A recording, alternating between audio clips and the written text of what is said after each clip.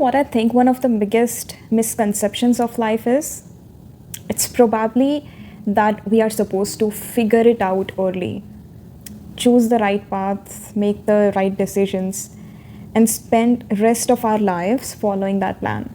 But when you look around, that's rarely how life actually looks.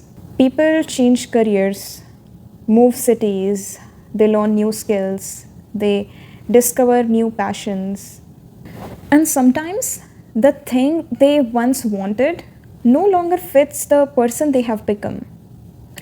That's something nobody really tells you, that it's okay to change your mind.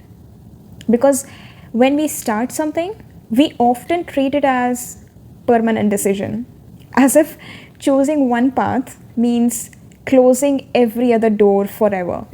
But life isn't a train track, it's much closer to a hiking trail.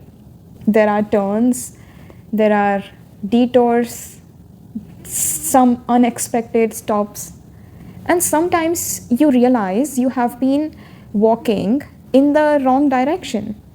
And not because you failed, but because you learned something new about yourself. And honestly, I think some people stay stuck not because they don't know what they want, but because they're afraid of starting over.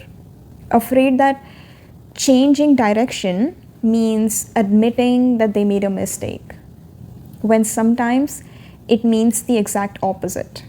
Sometimes it means you have grown, but it takes courage to begin again. It takes courage to trade certainty for possibility. And when I look at the people I admire the most, I realize that their lives rarely followed a straight line. They kept reinventing themselves, perhaps more than once, not because they were lost, but because they were willing to evolve. Maybe that's one of the most liberating things to realize. You don't get one chance to build a meaningful life, you get many. Every new day is a new chance.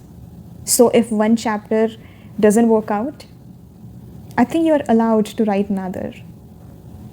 Thank you for listening to a thought that was between me and me.